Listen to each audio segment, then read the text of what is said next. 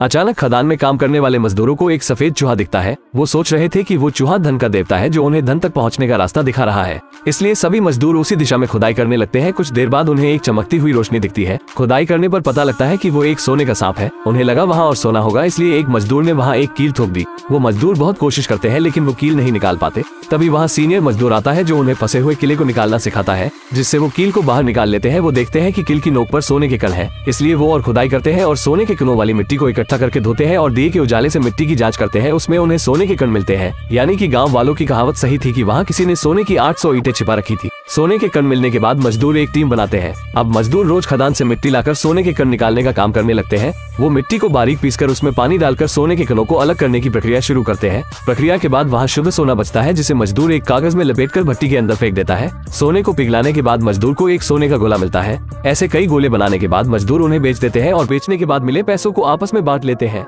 आखिरकार लंबे समय के बाद वो भरपेट खाना खाते हैं। इसके बाद मजदूर दिन रात खुदाई करना शुरू कर देते हैं। सीनियर मजदूर कहता है कि उन्हें जल्द से जल्द 800 सोने की ईंटें ढूंढनी चाहिए। शाम के वक्त सारे मजदूर धीरे धीरे घर जाने लगते हैं, लेकिन एक मजदूर पेशाब करने के लिए रुक जाता है। लेकिन तभी उसे लगा कि कोई उसके पीछे खड़ा है, इसलिए आदमी चिल्लाकर सारे मजदूरों को वापस बुला लेता है। उसने एक सफेद बाल दिखाते हुए कहा कि उसने पेशाब करते हुए एक सफेद भूत देखा है। सीनियर मजदूर कहता है कि ये बाल किसी इंसान का नहीं है, क्योंकि इंसान के बाल मुलायम होते हैं। मजदूर उस बाल को अपनी बीवी को दिखाता है, लेकिन उसने मामला गंभीरता से नहीं लिया। अगले दिन एक दूसरा मजदूर किसी बुरी चीज से डर जाता है, इसलिए कुछ मजदूर उसे बचाने आते हैं। तभी दिए की रोशनी में उन्हें एक सुरंग दिखती है। उसमें एक लाश पड़ी थी, जिसे देखकर सब लोग डर जाते हैं। उन्हें लगता है कि वहाँ कोई भूत है, इसलिए एक मजदूर तलवार लेकर नाचने लगता है और सारे मजदूर उस तलवार को छूकर अंदर जाते हैं। वो ये सब भूत से बचने के लिए करते हैं। मजदूरों को गुफा में बहुत सारे हरे कैन और वाइन की बोतल मिलती है। वो ये सोचकर हैरान थे कि इतनी सारी चीजें इतने घने जंगल में कहाँ से आई होगी। इसके बाद मजदूर वहाँ मिली चीजों को बाहर ले जाने लगते हैं, लेकिन तभी एक मजदूर को सफेद बालों वाला राक्षस दिख जाता है, इसलिए वो डरकर वापस भाग जाता है।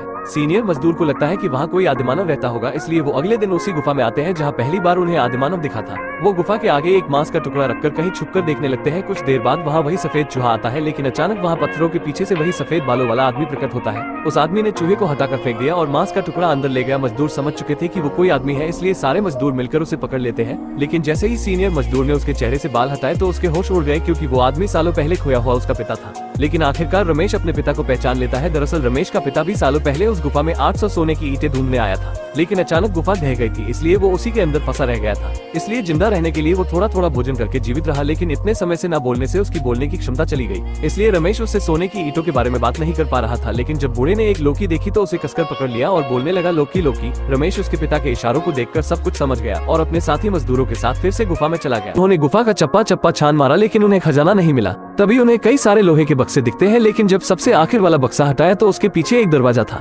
लेकिन आखिरकार बहुत मेहनत के बाद उन्होंने दरवाजा खोल दिया। उसके अंदर भी एक छोटी गुफा थी, जिसके अंदर लकड़ी के कई सारे बक्से थे। आखिरकार मजदूरों को उनकी मेहनत का फल मिलने वाला था, लेकिन तभी रमेश को बक्से के ऊपर एक पतला तार दिखता है। इसलिए वो अपने बाकी मजदूरों से सावधान रहने के लिए कहता है और उन्हें छोटी गुफा से बाहर भेज देता है। अब उसके पास केवल 2 मजदूर बचे थे। रमेश ने उनसे पतले तार को दोनों तरफ से कसकर पकड़ने के लिए कहा और सावधानी से तार को बीच से काट दिया, लेकिन बेचारे एक मजदूर का डर के मारे पेशाब निकल गया। इसके बाद मजदूर तार को धीरे धीरे बक्से के ऊपर से हटाकर लोहे के औजार के लपेट कर बांध दिया। आखिरकार वो मरने से बाल बाल बच गए, लेकिन वो इतने डर गए कि पसीने से तरबह हो गए। लेकिन उन्होंने सफलतापूर्वक सोना ढूंढ लिया। इसके बाद रमेश ने बक्से का ढक्कन खोला तो उसके अंदर सच में सोने की ईंटें थी, जिन्हें देखकर उनकी खुशी का ठिकाना नहीं रहा। इसलिए खुशी के मारे रमेश की आंखें भर आई। लेकिन तभी वहाँ पुलिस आ जाती है, जो गैरकानूनी खनन करने के जुर्म में उसे पकड़कर ले जाती है। उन्हें सोने के बारे में कुछ खबर नहीं थी।